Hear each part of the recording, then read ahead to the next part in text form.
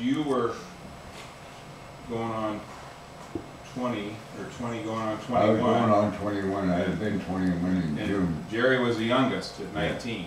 Okay. And these are pictures that, again, Chuck and Jerry. You can see the stripes here. He was a buck cutter. Yeah. All right, well, now we're going to talk about Mission 11 and Jerry Dobbins and Chuck. First of all, they had to get to England, all right? So we talked about starting out here in Michigan, coming up here to Bangor, and then somewhere in Newfoundland, and I think another stop in and another stop up here, and then all the way over to Scotland in Prestwick, or I forget the name of the base. And that took probably 6 or 7 days, you know, with the weather, hold, it's not good enough. I think my dad's recollection was they actually left, you know, like midnight one night. It was just stormy and black, and you know, I'm sure you guys weren't very happy about headed out over the North Atlantic in the middle of the night. Groups of three. Groups of 3 airplanes. Yes. Right. And he says when they got to Scotland, they were like down to their last 3% of fuel, and they weren't going to let him land. Did you have a story about that? Yeah, he said, you can't land here, you can't land here. There was 3 airplanes and 3 runways, and we just each picked one, and here come the guard to put us in jail, but they didn't. And then a couple of days later, they worked their way down to the middle part of Britain where Molesworth was.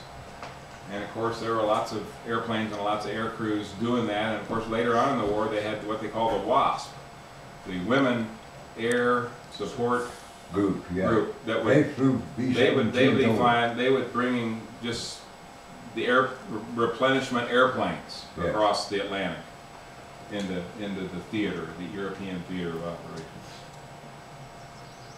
All right, well, here's your typical bomb group. This is Molesworth with the bombardment squadrons, the 358th, 359th, and the 360th, which is the best, of course, right there. Well, we thought it was. Then they added another bombardment squadron, and then it had, you know, all this tech support and maintenance, which was, you know, 1,000 people that, you know, you talked about modifying the airplanes. Sometimes they were official modifications, and sometimes they were unofficial modifications.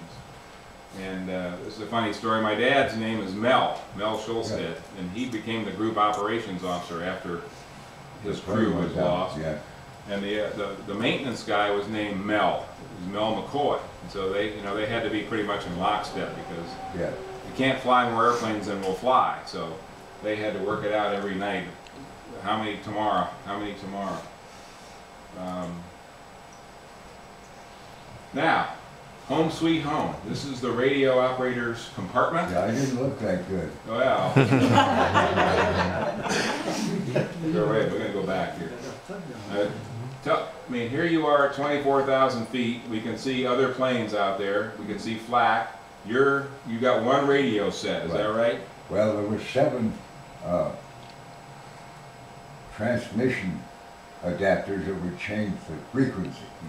We had 7 different bands later on, and we had a trailing wire band that was 500, but we had to let it out to about 60 feet before it would get in waves.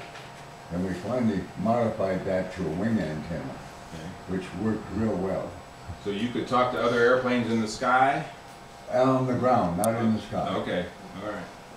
So, but we had no communication from the crew to the officers. And we did get into the wiring, and so every member in the... This is an unauthorized adaptation, so inside the B-17 they could speak to each other. We could talk to any member at any time. Because they were physically pretty much isolated. I mean, you know, I don't know how many of you actually crawled around in the B-17. They look like a big airplane, but when you actually get inside one, they're not, I mean, they are not that roomy. No, the tail gunner had a hard time getting back there. And here you got on your Mae West, you know, inflatable in the water gear. You got on a heavy duty leather jacket. Probably, did you have an inner jacket and an outer jacket? Well, we had, we started out with a silk shirt, then a cotton shirt, then a wool shirt, then a jacket. And it kept us warm at Because it was as far as 30 below zero in that radio room Right. with the windows out. And this is a kind of a on-the-ground picture of a young man kind of posing as a gunner. Jerry Dobbins wasn't quite as luxurious. This is more like his scene. This is from the front of the airplane looking back toward the tail. Yes. And so you can see that Look at all the shells. you can see that there's a stanchion with the gun mounted on it, and this would be Jerry back here on the left side of the airplane, and this would be John Sherman on the right side. And of course, I think they were allocated about 600 rounds of 50 caliber, so all those shell casings started to mount up. And I guess they wanted you to bring those back and reuse them? Okay, all right. So, yes. Maybe we go over here, but see better if you stood over on the other side. All right, I can do that. Okay. That'll be better. And of course, this is the gunner's frame of reference. And you've heard the movie 12 O'Clock High. Yeah. We got fighters at 12 o'clock high. All that means is here's a clock.